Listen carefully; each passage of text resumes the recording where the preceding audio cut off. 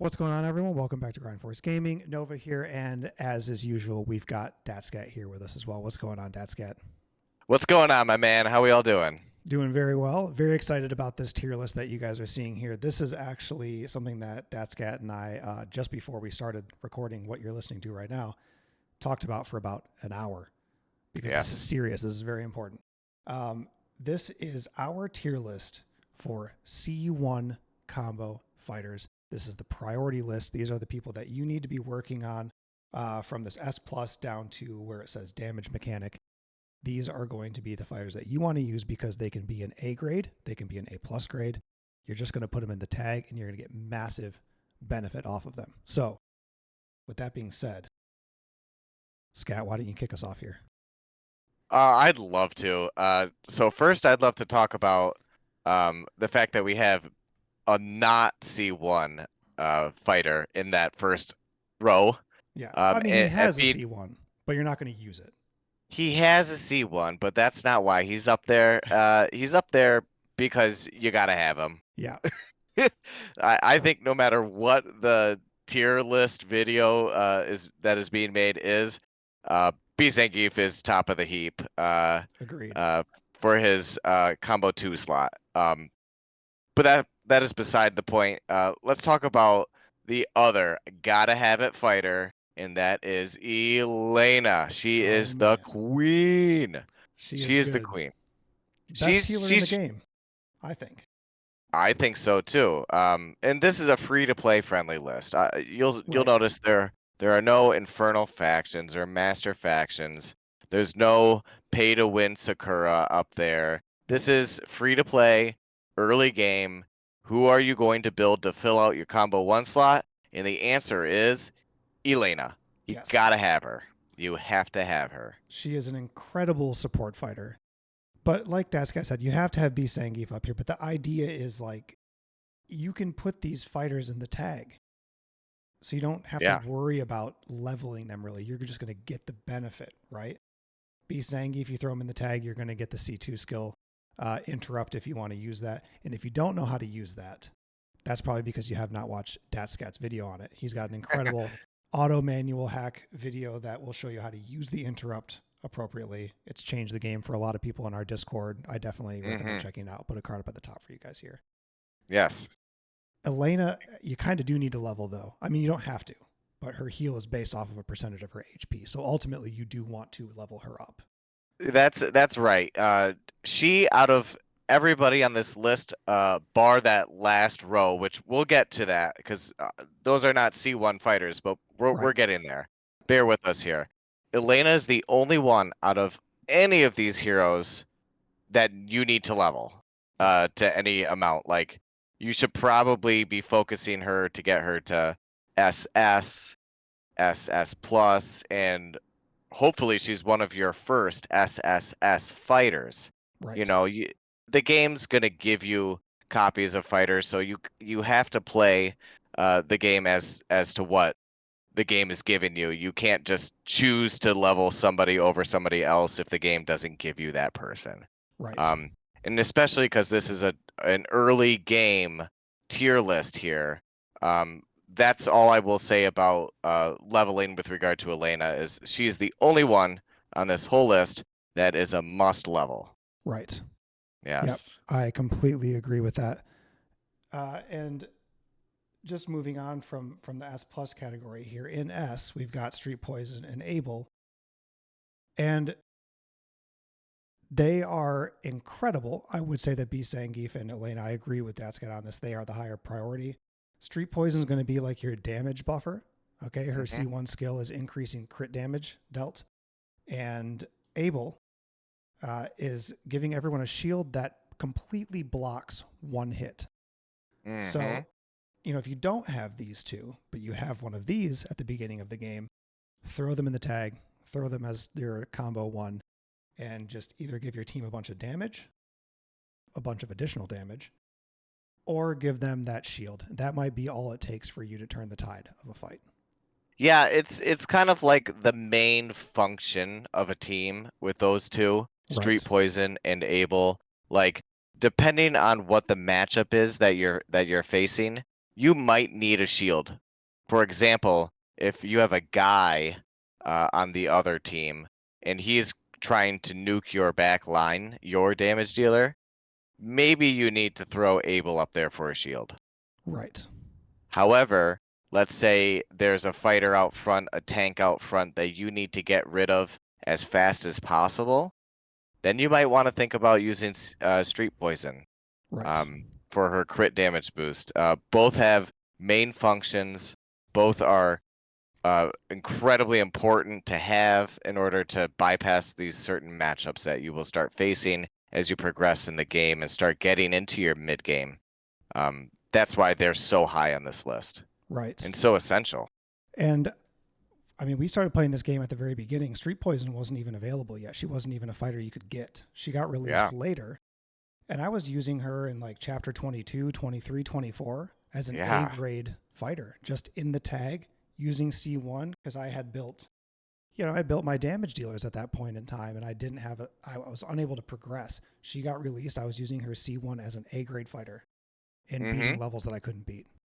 Yeah, I remember in our Discord, like you were just blowing everybody up. You're like, Street Poison this, Street Poison that. And we're like, what are you talking about? And you're like, C1, C1. And we're like, okay. And then all of us were like, oh. Yep. Oh, man. Okay, here we go. Yep. And I mean, the same was true for Beast Zangief. Falcon was telling us all about it. He did an incredible video on 1040, which I think is one of the biggest initial hurdles in the game.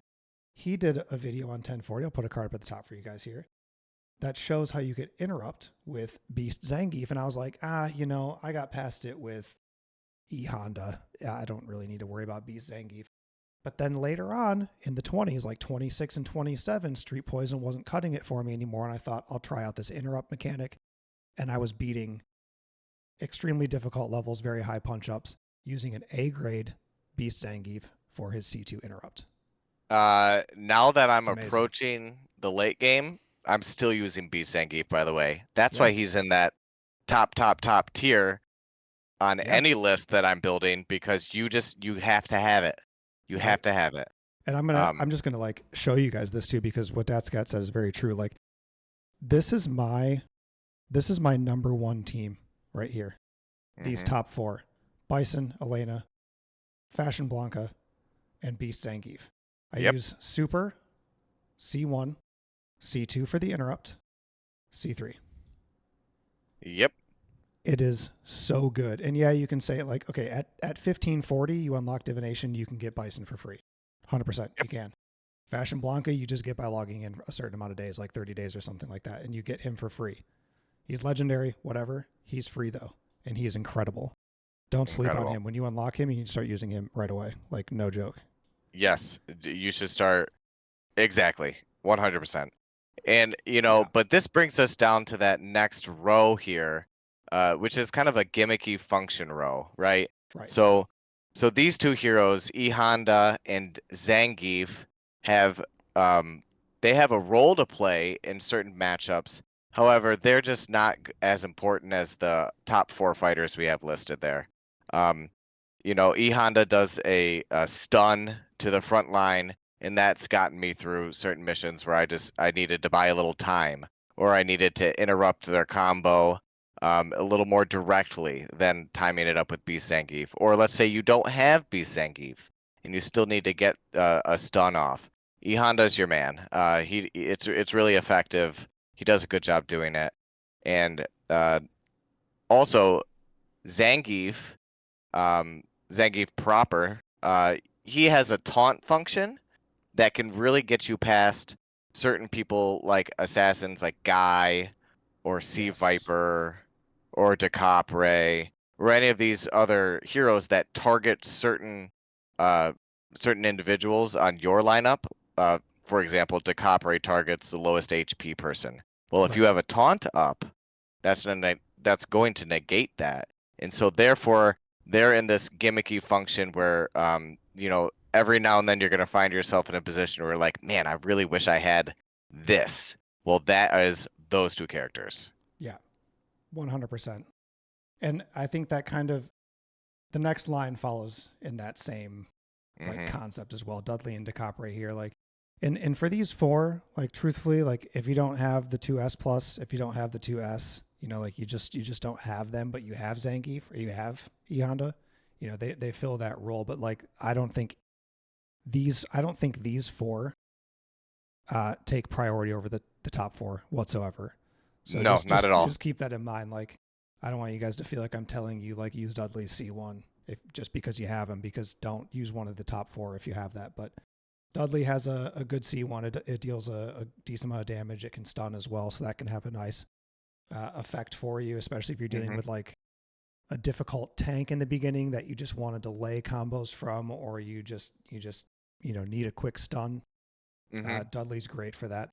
And DeCapre has her execute mechanic, which is really interesting. And to be honest with you, I have not used her that much, but if the skill works the way that it reads and her execute triggers, she can do a lot of damage. And if it doesn't actually execute the other fighter, then it does reduce their attack by 30% for 15 seconds. So this is like a great debuff mechanic for you on a C1 level. Yeah, and again, it's just a secondary gimmick. It's Right. it's a role that maybe you're thinking to yourself, what are my options here? Well, you should consider DeCapre at that point, because Yeah. she does have a role. However, if we're talking about a priority tier list here, she's down on the list. However, she's on the list, just down a little bit. Yep. Yeah, totally agree. And then next we've got the damage mechanic list, and this is just kind of like, because you don't always need heal to get through something. Okay, you don't always need a Lana. You don't always need interrupt. You don't always need a shield. You don't always need to buff your crit damage. Maybe you just need to increase your flame vulnerability. Okay, here's a Fei Long for you. Let's just get some extra damage from our flame fighters. Maybe the game was giving you a lot of copies of flame fighters, so this might help you out a lot. Maybe you need some armor break. Okay, throw Guile in there. That's going to reduce some defense. That's great against single target enemies, like any of the bosses, for like events and stuff like that. That can be very effective. Blanca, I didn't use too much. Scat, you can probably explain him a little bit better than I can. Yeah, Blanca's really interesting. So he is. I used him as like a pseudo tank in the early game because he's actually pretty beefy, and but again, he's increasing the shock vulnerability. So all of these and Adon increases the bleed mechanic. So like all of these fighters in this damage mechanic row simply just further what you already might have going on. Whether you're running a shock damage team or a burn damage team or an armor break team or a bleed team, all of these fighters would then slot into those teams well as the C1 fighters. Right. That's the idea with that row. However, you should be focusing any of the above fighters first before you're looking to fill that slot out. Like focus these damage dealers that you're going to be probably likely building before you're worried too much about the C1 anyway. Yeah. But that's kind of the whole reason we made this video was like, okay, so let's say I'm in the early game and I've built my damage dealer. What am I looking to do to fill this C1 slot? Who's next, right? Yep. That's what this as you video said is earlier, about. what are my options? What are my options? You bet. And it's very common, I think, and we see this in global chat, we see this on YouTube, we see this in our Discord as well. With there's always this assumption that you can't really use a fighter unless it's SSS, right? Like once you get other fighters to SSS, it's hard to look at a fighter that's an A grade or an A plus grade and like throw them in the lineup and be like, this is going to work. Yeah. Right. You just assume it's not going to work because they're so weak. They're not going to function well at the level that you're playing at now because of your better fighters. But that's the whole point of this priority tier list, is that these fighters can be A grade. They do not need to be SSS. Just the other day, somebody was talking about Abel and how they wanted to use him, but they wanted to level him up. And I'm like, well, just throw him in the tag. He can be A grade. He can be A plus. Because their skills, aside from Elena, like, it doesn't matter what their stats are. Their skills have a baseline effect that is not contingent upon them being leveled. Street Poison's boosting crit damage by 30%. Just flat. Has nothing to do with her level, has nothing to do with her stats. So she can be at A grade. Put her in the tag just to keep her alive. right? Mhm. Able functions the same way. So, I mean, that's the whole point in doing this. But I think we wanted to note this as well. And the very bottom line here, this primary damage, AoE, and single target. These are not your C1 fighters.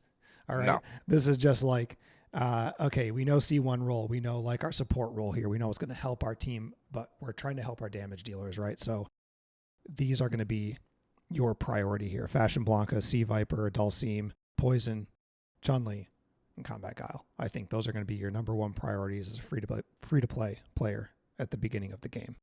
Yeah, if you're going to focus a damage dealer first, which I would argue you should to just plow your way through as many chapters of the campaign as possible, let's start building one of these characters on the bottom here. Right.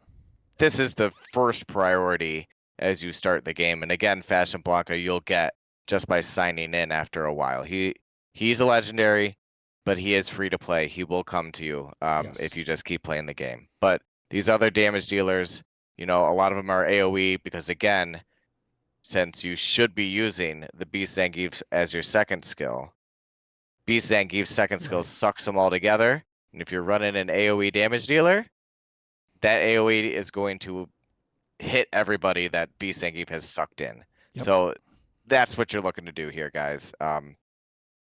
Pretty simple as far as the damage goes. Right. And I think maybe the best ones would be Fashion Blanca and Dulcim. His C3 is insane. His super is good too, but it's like situational AoE. If the enemy's like pushing you back and moving up, you might actually miss his super. Yeah. Chun-Li is great. She's got speed up, great AoE. Poison has like a silence mechanic, which is pretty cool. Great AoE as well. I think the benefit, there's a noticeable difference between these two, between Poison and Chun-Li, is that Poison launches herself forward to do her AoE, which can put you in front of the tank. And then she can Chun-Li does that. Chun-Li does that. Yes, Chun-Li does that. I'm like moving Chun-Li over here, but saying Poison. Chun-Li will go in front of your tank potentially on her super, whereas Poison stays in the back line, and I think she gets super armor too, because it's hard to interrupt her. It seems like she doesn't get sucked in by BZ. Well, she's just so far back because she doesn't jump forward. She launches her whip from distance. That's all. I'm kind of curious, actually, now that I say that out loud, because I've felt that way about. Well, her skill's harder to interrupt because it's like a three. It's like a three-step skill release. It's like a whop whop wah. Type deal. Yeah, she doesn't get super armor. I just looked it up. No, but I guess that's it. She's just too far back to get pulled in. But correct. Anyway, that's like the idea here. And if you want to have just for fun, let's make a really quick, very early game team that would absolutely wreck for you. Let's do, just for the sake of it, let's do Poison. I'm just going to put Poison up here, up top. Okay. And so we got Poison, BZ, Elena, and who do we want as our fourth? You could just put Abel in there, as a proper tank. You could put Zangief in there as a proper tank. His passive's great. It has flat damage, like a percentage damage reduction for Flame, I believe Thunder and Soul. Yep. Which is really nice. This would be an incredible team for you, and you could really just focus on leveling Poison. Yeah, you could throw any tank in there. Makoto, E Honda. You could throw any tank in there. You could even throw T-Hawk in there, but I wouldn't. Ooh, that's a bold statement. I wouldn't. The only place that you throw T-Hawk is in the trash, because I don't think that there's much. I don't think there's much use for him. I read his C1 earlier today. We were talking about this, and I was like, no, not even an honorable mention. All right, guys. Well, anyway, that is it for you guys today. This is our C1 priority tier list for early game, mid game, free-to-play players. I would even argue that some of this has a prolonged functionality and will even work in the late game, because eventually you're going to need to have 2 full teams and 3 full teams. And the likelihood of having all of these fighters at SSS is very low. So some of these fighters, luckily, function well as A. So that's the whole point of this. Definitely, please take a moment to subscribe to the channel. We're going to keep doing videos like this, and for other games as well. We have a lot coming up, and we really appreciate the support. Take a second to like it. comment on it. Join our Discord as well. We have that in our bio. We'd love to have you guys in so we can talk about games in real time and just nerd out as a community. So that being said, Scat, thanks for joining. Hey, thanks for having me, Nova. I appreciate it. For sure. We'll see you guys in the next video. Later.